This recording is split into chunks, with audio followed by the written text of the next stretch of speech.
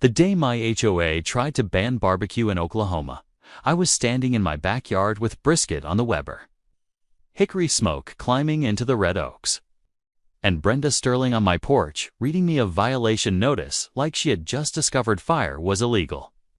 She told me no charcoal, no smokers, no open flame, no backyard grilling anywhere in Cloverfield Estates.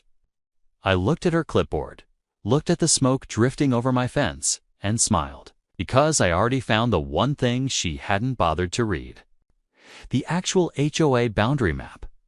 My name's Elias Vance, and I'd lived in Cloverfield Estates for 11 years by then. Quiet neighborhood outside Tulsa, 140 homes. Red oaks on every street, kids on bikes. Community pools smelling like sunscreen all summer. The kind of place where the worst scandal used to be: Dale Pruitt painting his garage door what one neighbor called aggressively beige. I moved there after my divorce. Nothing dramatic. Carla went west. I stayed in Oklahoma. And I put my half of the equity into a house with a decent yard and a patio built for slow Saturdays. I'm a licensed electrician, so when I added the gas line and strung lights over that patio, I did it right. Permits, documentation, clean work. But my real love was the Weber kettle. Every Saturday, sometime around 2, I'd light charcoal, add hickory, and wait for that first wave of smoke to roll up into the trees. Marcus and Joel came through the back gate, Thaddeus from 3 streets down. Old Dale with beer and opinions. And for 4 years, those Saturdays were the reason my house felt like home. Then Brenda Sterling moved into the corner house on Birchwood. She showed up in a white Escalade, and within 48 hours had started talking about community standards like she'd been appointed by the governor, retired HR director, which explained a lot. 30 years of professionally turning ordinary human behavior into policy violations, and now she had free time. 6 months later, she ran for HOA president against Wally Fitch, a retired postal worker who managed the board like a man trying not to disturb a sleeping dog. Brenda wore a blazer to the meeting. Wally wore a fishing shirt. That should have told us everything. Her first move was hiring Meridian Community Solutions, a management company with a name that sounded like an anxiety medication. They modernized the bylaws. Parking rules, paint colors, noise policies, little things at first, just enough that most folks shrugged. Then the newsletter came in late April. Page 3, tucked between pool wristbands and gutter cleaning, said that effective June 1st. Open flame cooking devices were prohibited in rear and side yards. Charcoal grills, wood smokers, big propane grills, all gone. Just like that. No neighborhood vote. No safety incident. No fire marshal report. Just Brenda, Phyllis, and Conrad. 3 board votes in a 140-home neighborhood deciding nobody got to cook outside anymore. Now, I am not a lawyer. But I've spent 20 years pulling permits, and that teaches you one thing real fast. Read the clause that actually has teeth. So I printed the original 1998 covenants, the Meridian Amendments, and the Oklahoma Planned Community Act. Then sat at my kitchen table with a highlighter and coffee that went cold before I drank it. The original documents said nothing about grilling, not one word. And Oklahoma law, plain as day, required a homeowner supermajority for amendments that restrict private property use. Not a board vote, not Brenda's personal preference. Homeowners, 60%. She hadn't gotten 60%. She hadn't gotten 6%.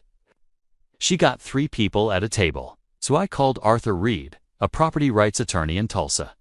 He listened quietly, then told me the rule was almost certainly invalid. His advice was simple, and it became my religion for the next 11 weeks.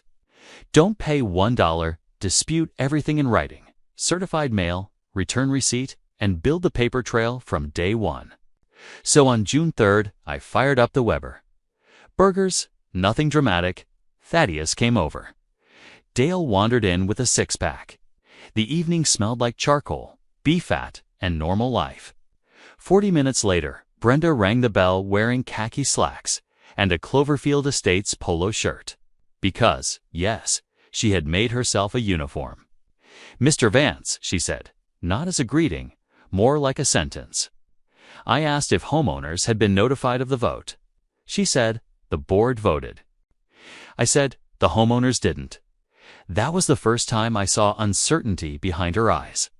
Not fear, not yet, just recalculation. She told me I'd be hearing from Meridian and walked away. I went back, flipped my burgers, and wrote down the exact date, time, and conversation. That boring little habit turned out to be gold. The first fine was $150. I framed it in my garage beside my electrician's license.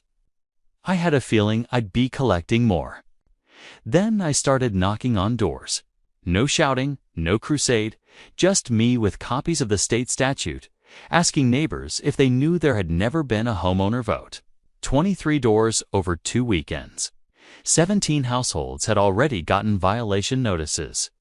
Grills, parking, wind chimes, a basketball hoop, a flower pot, and my personal favorite, Patricia Kowalski's garden gnome, described by Brenda as non-conforming decorative statuary. A garden gnome. But the funny thing stopped being funny when we mapped the notices. Most were hitting people of color, newer residents, and people who had opposed Brenda's board run. Marcus noticed before I said it out loud.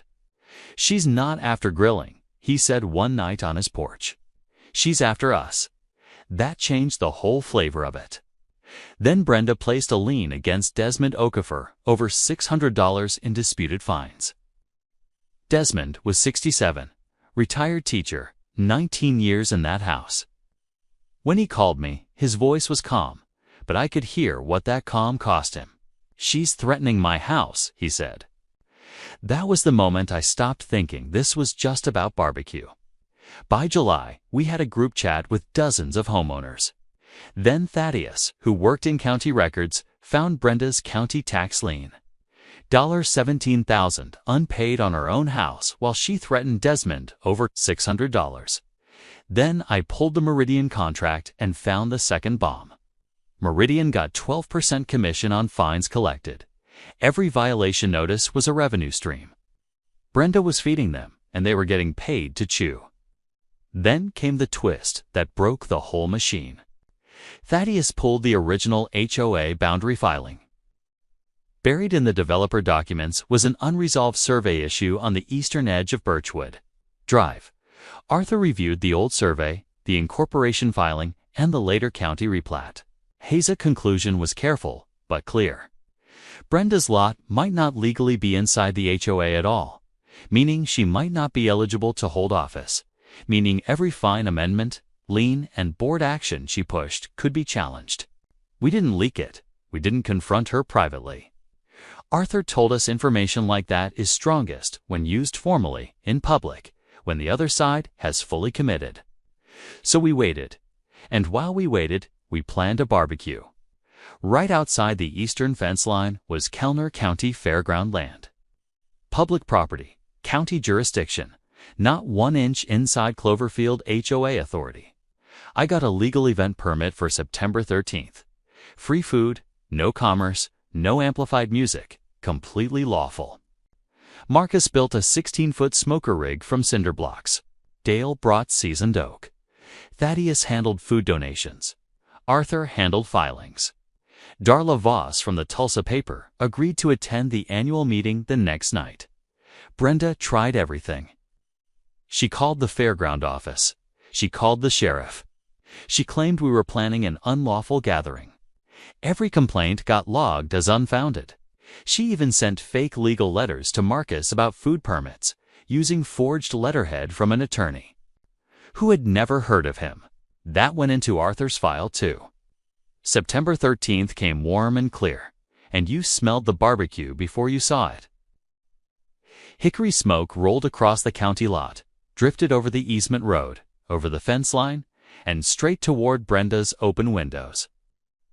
By 3 o'clock, over 100 people were there, kids running around, chairs everywhere, ribs, brisket, pork shoulder, neighbors who had been afraid for months, finally laughing in public. The deputy who responded to Brenda's complaint pulled in, looked at our permit, looked at the peaceful crowd, nodded, and drove away. That was beautiful. But the real reckoning came the next night. 97 homeowners packed the rec center. Brenda sat at the board table in her logo polo. Phyllis beside her, Conrad, looking like a man realizing the bridge behind him was on fire. Brian from Meridian looked like he'd rather be audited by the IRS when the petitioned agenda items came up. I stood and laid out the amendment problem in 4 minutes. Oklahoma statute, supermajority requirement, no homeowner vote. Then I asked for a show of hands from everyone who had never received notice of a homeowner vote on the grill ban. 74 hands went up. Brenda tried to say the board had authority. I asked Brian on record if Meridian had completed its review of the amendment's validity. He said the review was ongoing. I noted that while this review was ongoing, Meridian had collected commissions on fines issued under that amendment. Then Marcus read Desmond's lien notice aloud, word for word. Desmond sat in the third row, back straight, eyes forward, and didn't look down once. Finally, I brought up board eligibility. The room went dead quiet when I held up the county recorder's preliminary response, confirming the eastern Birchwood boundary had never been formally adjudicated. I explained that Brenda's property status was legally unresolved, and therefore her eligibility to serve as HOA president was, at minimum, in serious question. Brenda said she would not respond to personal attacks. I said, this is a documentation request, not a personal attack. Darla's photographer took that picture right then. Conrad leaned toward his microphone and said 4 words that ended Brenda's reign. I moved to table. Phyllis seconded it. All pending enforcement actions were suspended, pending legal review. Brenda gathered her clipboard and walked out. For 2 seconds, nobody moved. Then someone clapped. Then the room erupted.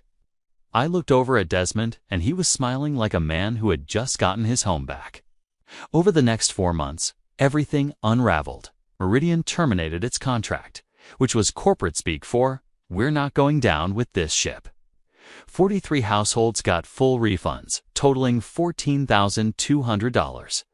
Desmond's lien was released. Patricia's garden gnome violation was expunged, which remains one of my favorite legal outcomes in American history. New board elections happened in December. Marcus won. Thaddeus won. Vivian from Sycamore became president, and the first thing they did was rescind Section 7C properly. Then they rewrote the standards with real homeowner input, like adults. The first Saturday after the new rules passed, Cloverfield smelled like itself again. Marcus fired up his smoker. I lit the Weber.